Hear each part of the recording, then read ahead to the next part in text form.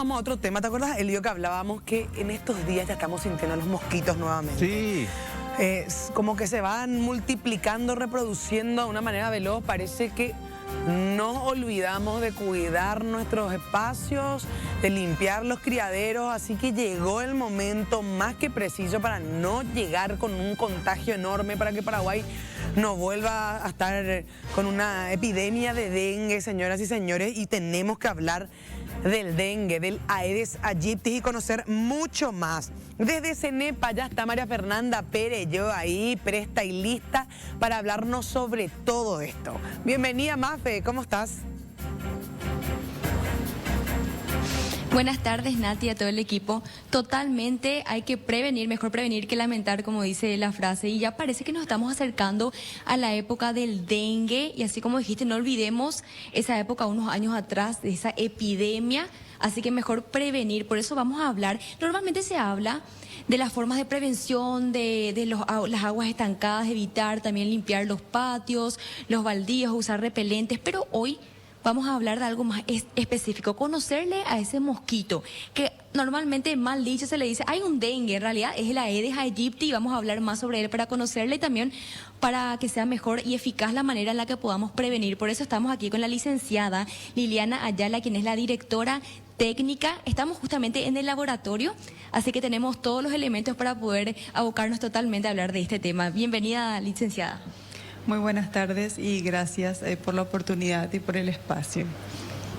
Bueno, empezando un poquito, estábamos ya mirando los huevos de los mosquitos. Contanos un poquitito cómo poder diferenciar nosotros, los seres humanos, que sabemos que se transmite esta enfermedad justamente a través de ellos, a través de la picadura, y hablar específicamente también de la diferencia de que la Aedes aegypti hembra es la que contagia y no el macho. Mencionar un poco todos esos puntos. Sí, bueno, para poder trabajar en la vigilancia y el control de los vectores, específicamente de los mosquitos, es muy importante conocer la biología de los mosquitos. Porque cuando uno hace control, dependiendo del estadio biológico en el que está ese mosquito, uno tiene que establecer una estrategia diferente. Cuando hablamos de mosquitos, tenemos que saber que tenemos huevos, que tenemos larvas, que tenemos pupas y posteriormente recién tenemos el adulto que todos conocemos como mosquito, ¿verdad? Entonces, es muy importante conocer todos esos estadios donde se crían estos animalitos, como se dice, como estos mosquitos, estos insectos, y bueno, y a partir de ahí establecer qué medidas vamos a poder ejercer para poder controlar estas enfermedades.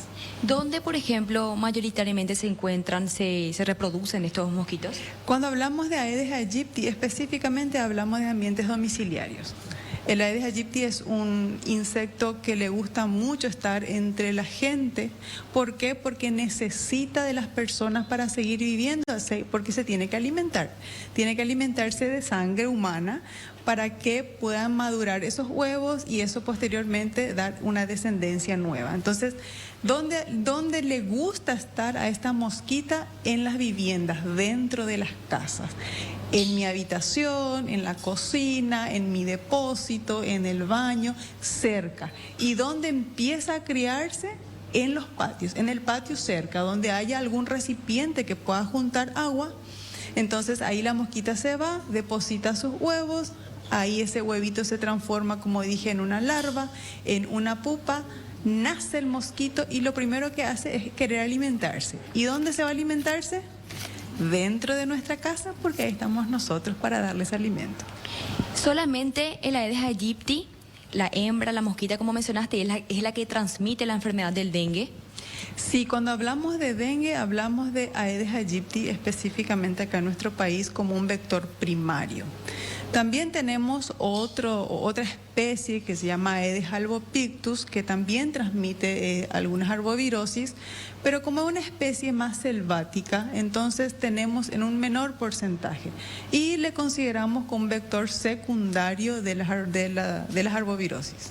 Mencionaste, licenciada, huevos, larvas, pupas, puede ser, y luego se convierte en mosquito. Solamente el mosquito es el que puede transmitir. Siendo larva, nada de enfermedades. Entonces, ¿en cuánto tiempo aproximadamente podemos calcular? Bueno, de repente yo dejé un envase con agua, hace 5 días y digo, ay Dios mío, 5 días atrás tengo esta agua, ¿qué hago ahora? ¿Será que acá hay un huevo, hay una larva? ¿Cómo puedo actuar en ese caso? Bueno, vamos a partir de que el huevo le puede esperar al agua hasta 1 año. Yo puedo tener huevos en un recipiente seco y durante 1 año estar ahí. Queda el huevo, le conocemos en biología como un periodo de latencia. Después de ese huevo, en las condiciones favorables, va a pasar a una larva. La larvita tiene otra vez 4 estadios, que se llama larva L1, 2, 3 y 4, donde el animal se alimenta. Se alimenta de detritos que puede haber en el agua. Pasa a un estadio pupal. En el estadio de pupa el animal no se alimenta porque ya se prepara sufre una pequeña transformación ya adentro porque posteriormente va a ser un adulto. Y después ya nace el mosquito adulto. Este proceso biológico puede durar de entre 5 a 7 días dependiendo de las condiciones ambientales. 5 a 7 días entonces desde que es una larva hasta un mosquito. Desde que es un huevo. Un huevo. Desde el huevo, larva, pupa y adulto posteriormente. Importante tener esto en cuenta porque había leído una vez que normalmente hay personas que dicen vamos a fumigar la casa. La fumigación mata mosquitos, elimina, digo bien, mosquitos adultos, pero no los huevos. Entonces a veces fumigamos, no tenemos en cuenta ese detalle, los 5 días lleno de mosquitos, digo 5 días para hablar un poquito de ese tiempo y decimos, no funciona esto. Sí, exactamente. Es por eso que siempre cuando hablamos de prevención apuntamos a la eliminación de criaderos. ¿Por qué? Porque es una práctica fácil, es una práctica económica y es mucho más factible porque de una vez puedes asegurar eliminar una gran cantidad de animalitos o de insectos, ¿verdad? El insecticida propiamente dicho es un efecto momentáneo solamente para poder matar a ese adulto que está volando en ese momento. Y si es que esas gotas de insecticida pudieron impactar por el cuerpo del insecto, el insecto va a caer. Si pudieron, o sea, puede que no. Puede que no.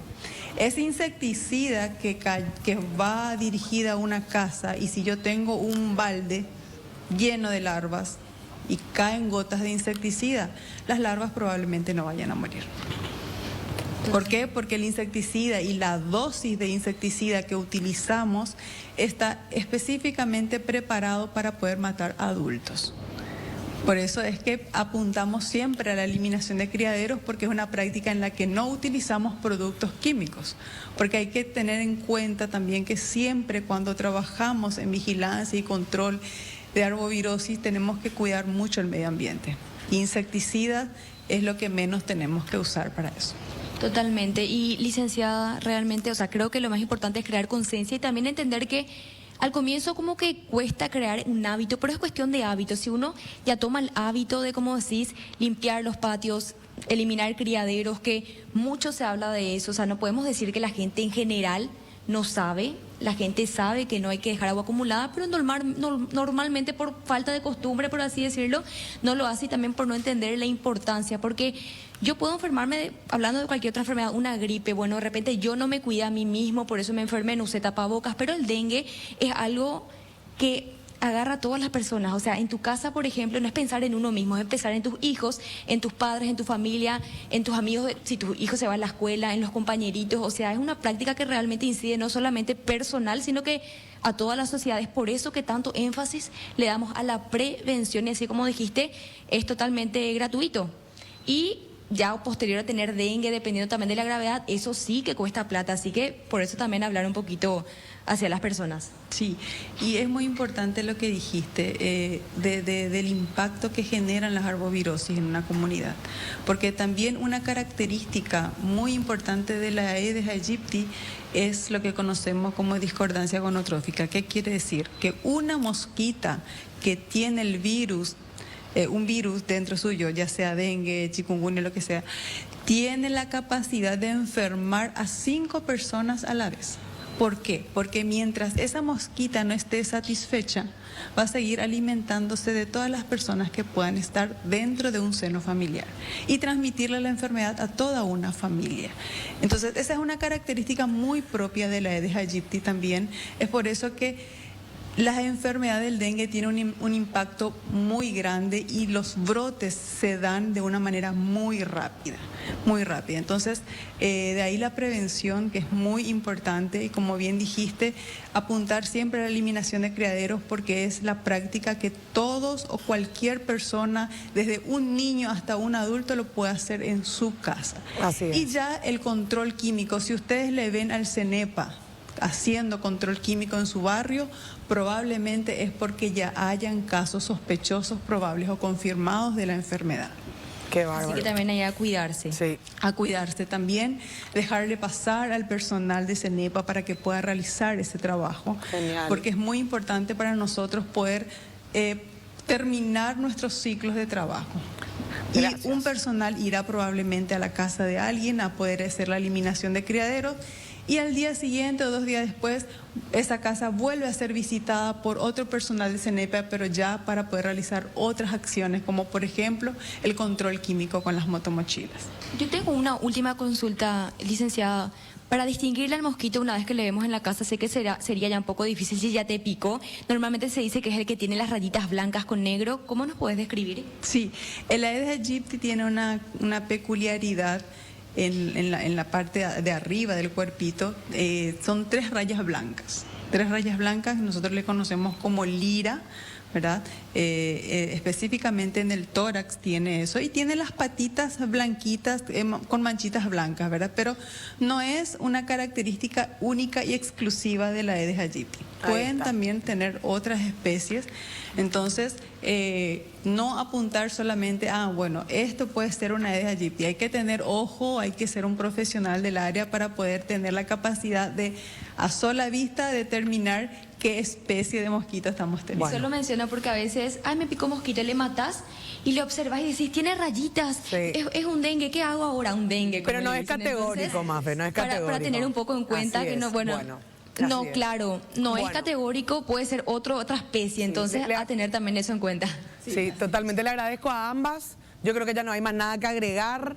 Es súper claro, nosotros tenemos que evitar los criaderos de mosquitos, después hacer cada tanto también fumigaciones en nuestros espacios para los mosquitos que ya pasaron de huevo. Así que les agradezco muchísimo a ambas, y nosotros acá seguimos desde Turno Tarde informando con Elvio.